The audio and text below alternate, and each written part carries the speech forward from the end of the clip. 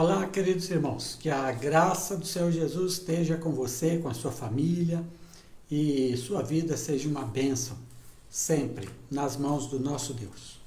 Hoje pela manhã eu fiz uma live em que, com o seguinte título, O Deus do Antigo Testamento é sanguinário? E lá eu procurei mostrar alguns textos da Bíblia que falam muito em guerra, morte, matança, destruição, etc. E procurei dar uma visão de que o Deus que está agindo ali é o Deus que está agindo naquela cultura, uma cultura guerreira, uma cultura de ganhar um povo ganhar de outro povo, de conquistar mais territórios, de conquistar escravos, de conquistar riquezas.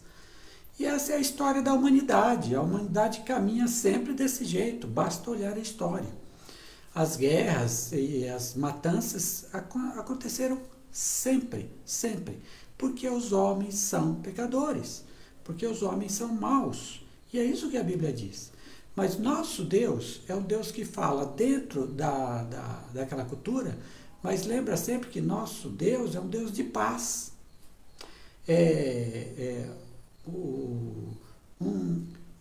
Uma das palavras mais usadas na Bíblia, no Antigo Testamento, é Shalom, que significa paz. E Deus é um Deus de paz. Quando Isaías nomeia Jesus, ele diz o príncipe da paz. Então, nosso Deus não é um Deus de guerra, de matanças, de ódios. Não, é o contrário. Nosso Deus atua e age como um Deus de paz. Um Deus que promove a justiça, sim, promove a paz, promove a salvação, promove a graça. E é assim então que vemos Deus, tanto no Antigo quanto no Novo Testamento. Então nessa noite eu quero trabalhar com o seguinte tema: o Deus do Antigo Testamento mostra sua face em Jesus Cristo. O Deus do Antigo Testamento mostra sua face em Jesus Cristo. Vamos dar uma olhada, eu separei um texto do Antigo e um texto Novo para a gente ver isso, a fim de que a gente compreenda. Então eu quero ir primeiro no texto do Antigo Testamento, que se encontra em Êxodo, capítulo 34, versículos 6 e 7. Êxodo 34, 6 e 7. No qual, nesse texto, você vai observar que Deus, ele é ao mesmo tempo um Deus justo, de justiça. Então ele vai condenar aquele que é culpado. Ao mesmo tempo, ele é mostrado como um Deus gracioso, bondoso, perdoador, paciente para com os seres humanos. Então, leio esse texto que diz assim: E passou diante de Moisés proclamando, veja, Deus proclamando acerca de si mesmo: Senhor, Senhor, Deus compassivo e misericordioso, paciente, cheio de amor e de fidelidade, que mantém o seu amor a milhares e perdoa a maldade, a rebelião e o pecado. Contudo, não deixa de punir o culpado. Castiga os filhos e os netos pelo pecado de seus pais, até a terceira e a quarta gerações. Observa aí duas afirmações acerca de Deus, afirmações básicas acerca de Deus. A primeira é a graça de Deus, a bondade de Deus. Isso vem em primeiro lugar. Essa graça de Deus é expressa da seguinte forma: Deus compassivo e misericordioso. O Deus do Antigo Testamento é cheio de compaixão. Não é um Deus carrasco, não é um Deus juiz, não é um Deus que tenha prazer em praticar o mal, em fazer algo ruim para os seres humanos. O Deus do Antigo Testamento é um Deus de misericórdia. É um Deus cheio de compaixão pelos seres humanos, por seu povo Israel e também por todos os seres humanos. O Deus do Antigo Testamento, conforme dito aqui, é paciente, ou seja, ele sabe esperar. Muitas vezes os homens não reagem conforme ele quer, conforme ele ordena, mas ele sabe esperar. Ele não fica derramando a sua ira rapidamente, não. Ele não é atingido, ele em si, pelo pecado dos homens. Ele vai castigar o pecado dos homens, claro, porque é justo. Mas não porque ele tenha dito, falaram isso de mim, fizeram isso contra mim. Não, ele é paciente. Ele é paciente. Ele é paciente. Paulo foi um blasfemador de Deus, Paulo perseguiu o povo de Deus e Deus foi paciente com ele. Aguardou, aguardou, aguardou. Paulo continuava na sua dureza. Aí Deus disse, então vou conversar com ele diretamente. Deus é paciente. Outra coisa, cheio de amor e de fidelidade.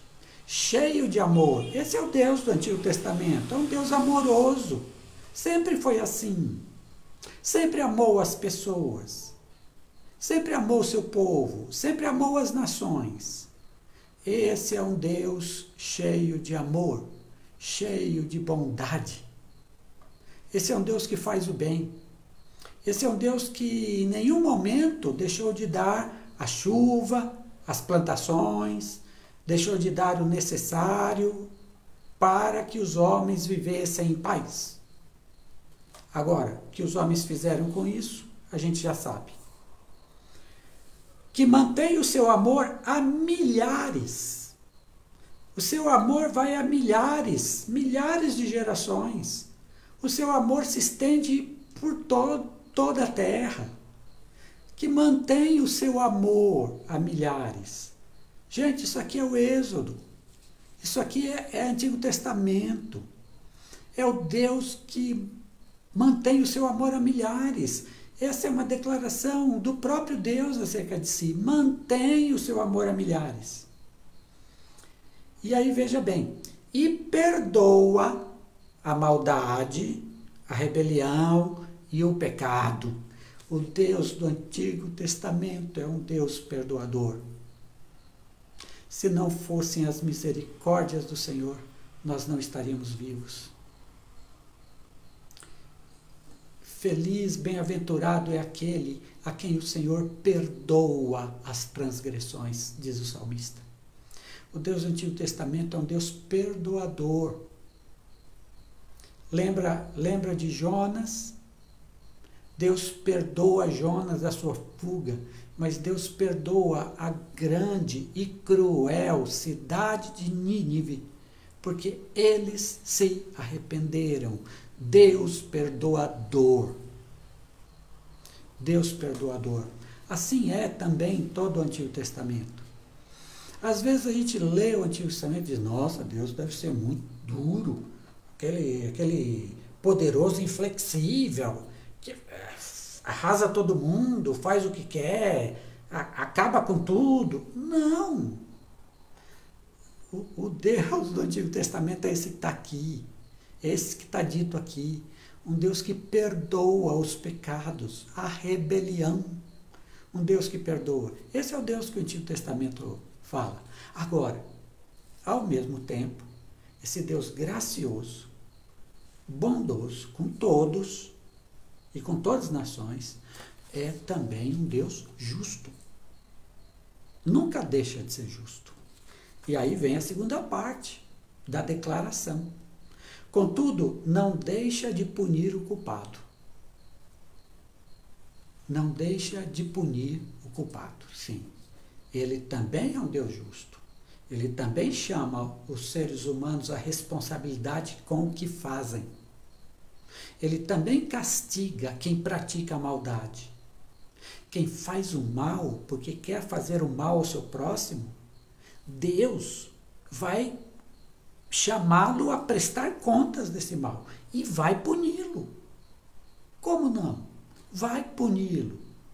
Não podem aqueles que são vítimas das maldades humanas ver a vida passar, saber que existe um Deus e esse Deus não fazer nada. com todas as maldades foram feitas. Não, nosso Deus é contra a maldade humana. Nosso Deus é contra as injustiças que os homens praticam. O apóstolo Paulo diz: do céu se manifesta a ira de Deus contra toda impiedade e injustiça dos homens. Do céu se manifesta a ira desse Deus. Esse Deus não aceita maldade. Esse Deus não aceita. Elas acontecem por causa dos seres humanos, suas escolhas. Aquilo que os seres humanos fazem, Deus deixa que eles façam. Deus deixa. Agora, quando é o mal, pede conta deles. Quando é o bem, Deus louva a pessoa que faz o bem. Mas quando é o mal, Deus pede conta. Por isso está aqui um Deus justo. Ele não inocentará o culpado. Portanto, se há uma coisa que devemos temer, são os nossos pecados. Isso devemos temer. Porque nossos pecados atraem, desculpa a redundância, a justa justiça de Deus. Atrai. Deus não inocenta o culpado. E aí continua, aí dentro daquele contexto de Antigo Testamento. Castiga os filhos e os netos pelo pecado de seus pais até a terceira e quarta gerações. Veja bem, o castigo é até a terceira e quarta geração. Eles sempre viam o grupo como comunidade, é o que eu expliquei na live de manhã. Sempre como grupo, nunca como indivíduo. Então, é natural o uso dessas palavras, ele castiga até a terceira e quarta geração. Mas veja, ele abençoa um pouco antes milhares de gerações. Milhares. Para bênção é milhares, para castigo é terceira ou quarta. Tá? Veja a diferença. Agora, o que é dito aqui é que Deus é, ao mesmo tempo, o Deus do Antigo Testamento, em todo o Antigo Testamento, gracioso, bondoso, amoroso, perdoador e justo.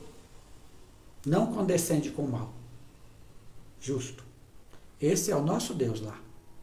Em todo o Antigo Testamento ele age assim. Nunca agiu diferente. Agora, quando Jesus vem, e você deve saber que Jesus é o Deus que vem,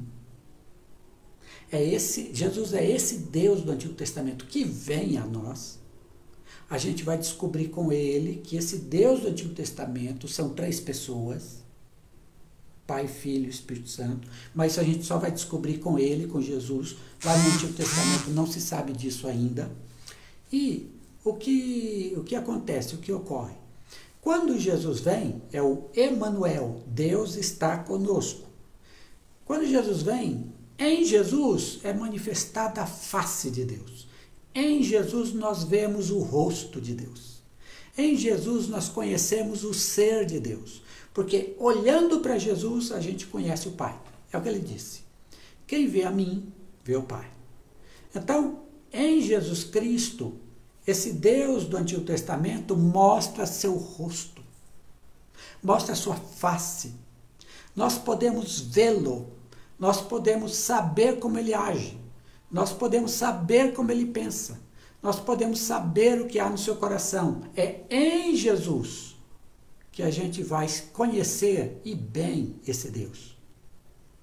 O Deus unigênito que está no seio do Pai, esse que veio é que deu o Pai a conhecer para nós.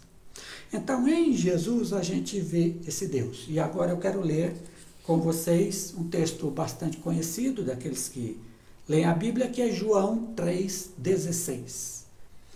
Preste atenção nesse texto. Porque Deus amou o mundo de tal maneira que deu o seu Filho unigênito, para que todo aquele que nele crê não pereça, mas tenha a vida eterna. Quando Deus mostra seu rosto em Jesus Cristo, e agora eu vou trabalhar esse texto, João 3,16, o que é que ele mostra para nós? Primeira coisa, no Antigo Testamento você tem um povo escolhido, que é Israel. E isso é tudo trabalhado. Quando Jesus vem a esse mundo, ele, logo no início do seu ministério, ele dá uma ordem aos discípulos. Ide somente as ovelhas perdidas da casa de Israel. Não vão para outros povos agora. Só as ovelhas perdidas. Por quê? Porque Jesus precisava, em Israel, demonstrar que ele era o Messias, o Salvador do mundo, conforme anunciado no Antigo Testamento, que Deus iria mandá-lo, que ele era esse Messias, e era necessário que ele morresse na cruz para que o trabalho dele como Messias se concretizasse. O trabalho dele como Messias não era reinar. O trabalho dele como Messias era morrer na cruz por nós. Esse era o seu trabalho principal. Ele abençoou pessoas enquanto viveu. Ele promoveu o reino de Deus enquanto viveu. Ele preparou homens para continuar sua obra depois dele. Mas a missão principal de Jesus Cristo, a face de Deus, foi morrer na cruz por nós. Muito bem. Então, o povo de Israel era um povo privilegiado nesse sentido. E foi. Porque o Messias veio. E o Messias fez sua obra em Israel. Em Israel. E, veja bem, a partir de Jesus, a face de Deus diz, agora não é só Israel, agora é o mundo inteiro. É por isso que quando Jesus ressuscita, qual é a ordem que ele dá a seus discípulos judeus? Porque naquele momento, ele só tinha discípulos judeus. Qual é a ordem que dá a esses discípulos? Ide, fazei discípulos de todas as nações. De todas as nações, batizando-os e ensinando-os o que eu mandei. Veja, agora, com Jesus Cristo, Deus não está interessado em Israel como povo escolhido, como povo privilegiado. Não. Em Jesus Cristo, Deus agora quer o mundo inteiro. Deus agora quer todas as nações. Para Deus não há mais diferença. Israel não é mais a nação privilegiada. Sabia disso? Em Jesus Cristo, todas as nações são privilegiadas. Todas. Por isso que ele manda seus discípulos a todas as nações, a todos os povos, pregar o evangelho da graça, da salvação, da aceitação de Deus. Em Jesus Cristo, Deus agora se interessa pelo mundo inteiro. Não há pessoa em qualquer lugar do mundo pela qual Deus não se interesse. Não existe nação, povo no mundo que Deus diga, não me interesso por isso. Não. Todas as nações, todos os povos são objeto do amor, da graça, da bondade, do perdão de Deus em Jesus Cristo. E veja o texto. Porque Deus amou o mundo. Deus não amou um povo. Deus amou o mundo. Deus agora se interessa pelo mundo. Em Jesus Cristo, a face de Deus se volta para o mundo, para os povos, não mais um povo só. Isso para nós é importante também. Por quê? Presta atenção no que eu vou dizer. Nós evangélicos temos a mania de pensar que só nós somos o povo de Deus. Só nós. Os outros não são. Católico não é, espírita não é, gente da religião afro não é, e por aí vai. Só nós. E a gente acha, nós que somos um povo evangélico, a gente é o povo de Deus. O texto está dizendo que Deus amou o mundo. E Deus não vai se restringir a um grupo que se acha exclusivo dele. Deus não vai se restringir só a nós. Deus vai ao mundo inteiro, independente se a pessoa se torna evangélica ou não. Deus vai alcançar pessoas. Deus vai encontrar, Deus irá aos povos, às nações, para que seu nome seja proclamado. Do jeito que Ele quiser, da forma que Ele quiser, contando com a nossa ajuda, ou sem nossa ajuda, Ele vai chegar lá. Sabe por quê? Porque Deus agora não é o Deus de uma nação. Em Jesus Cristo, Deus não é um Deus de um grupo religioso. Em Jesus Cristo, Deus ama e vai ao encontro do mundo. Porque Deus amou o mundo. Deus amou todo mundo. Em Jesus Cristo, o amor de Deus é para todos os povos. Não tem povo especial. Não tem mais, essa é uma nação cristã, então é um povo privilegiado. Todos os povos são vistos por Deus como objetos do seu amor. Deus amou o mundo. Agora, Deus amou o mundo de tal maneira que deu o seu Filho unigênito.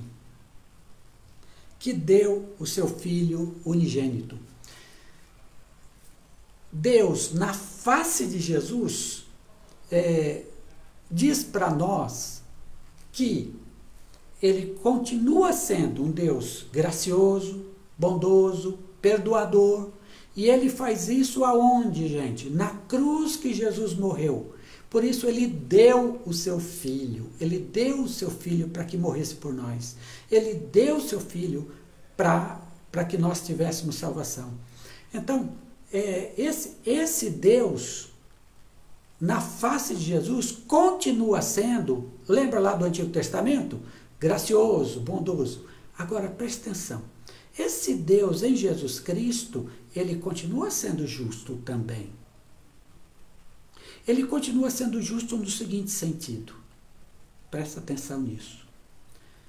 Se uma pessoa se mantiver na maldade, praticar a maldade, for um egocêntrico, for aquele que só pensa nele, que faz o mal para os outros, e ouvindo a mensagem não se converte, ouvindo a mensagem endurece o coração, ouvindo a mensagem do Evangelho, continua na prática do mal, tal pessoa será condenada por esse Deus. Ó, a justiça.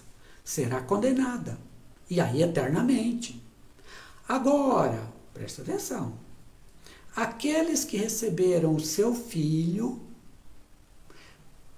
para que todo aquele que nele crê não pereça, aqueles que escolheram seguir a Jesus, mudar de vida, praticar o bem, fazer o que agrada a Deus, praticar o amor, a justiça, o perdão, a bondade, a graça com as outras pessoas, aqueles que agora, por causa desse conhecimento de Jesus, se tornaram assim, estas pessoas, diante delas, Deus fará o seguinte: a justiça que seria contra elas, porque são pecadoras ainda, a justiça que seria contra elas, Deus tomou para si. Ele continua sendo justo, só que Ele tomou a justiça contra si mesmo. Em Jesus Cristo, Ele castigou o pecado destas pessoas que creem. Destas pessoas que creem. Então, esse Deus continua sendo gracioso, bondoso e perdoador e continua sendo justo na face de Jesus. Só que a ira que estava reservada para nós os que cremos, nunca mais será para nós, porque ela foi desviada para o próprio Deus.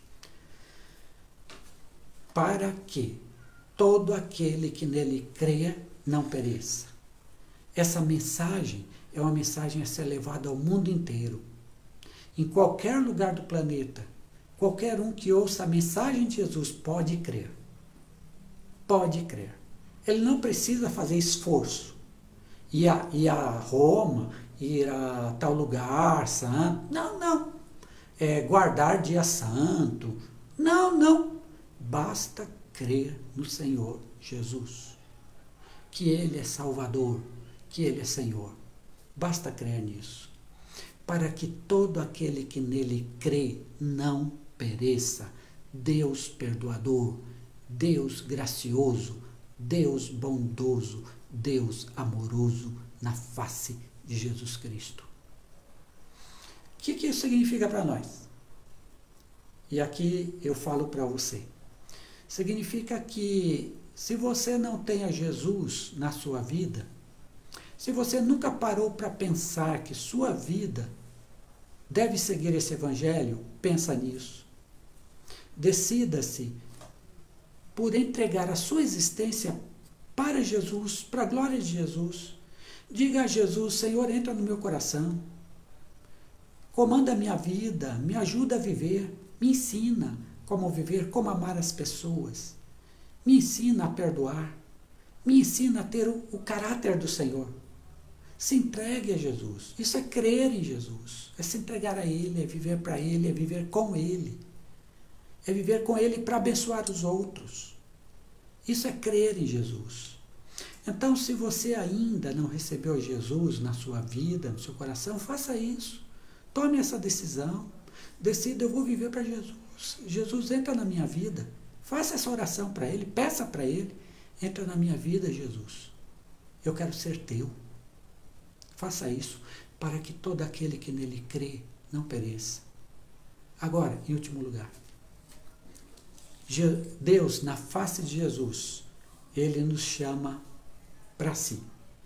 Ele, em Deus, em Jesus, Deus traz o mundo inteiro para perto de si. Veja, no Antigo Testamento, Deus parece sempre muito distante. Ele é o Altíssimo, Ele é o que mora nos céus, Ele é aquele que ninguém pode ver, né? Quando ele se encontrava com Moisés no monte, o monte tremia, fumaça, fogo, aquele terror ali, o povo se afastava e nem queria chegar perto. Não é? Nem queria chegar perto. Mas na face de Jesus acontece o contrário. Deus, Ele nos toma para si. Ele nos pega e coloca a gente no coração dele, no seio dele. É Deus quem nos toma para si. Jesus disse certa vez: para que quando eu vier, vós estejais comigo, para sempre. Em Jesus é o Deus que nos acolhe, é o Deus que nos chama para si. E Ele não apenas nos chama para si nesta vida aqui, quando Ele quer que a gente seja dele, tenha comunhão com Ele, ore, fale com Ele, cante louvores, cultue, adore. Tenhamos essa comunhão com Ele, esse amor por Ele, a quem chamamos de Pai, nosso Pai, como na vida por vir, aí sim, Ele nos resgatará para si de uma forma definitiva e total. E nós estaremos com Ele para sempre. E diz o Apocalipse: e veremos a sua face. Nós vemos a face de Deus em Jesus Cristo hoje, pelo seu amor, pela sua cruz, pelo seu poder, pela sua salvação. Mas um dia veremos Deus face a face, nosso Pai face a face. Porque em Jesus nós sempre vemos o rosto de Deus, a face de Deus. Que Deus os abençoe, que a sua vida seja uma vida de encontro com Deus através de Jesus Cristo e que você exprima isso durante a sua existência. Deus te abençoe.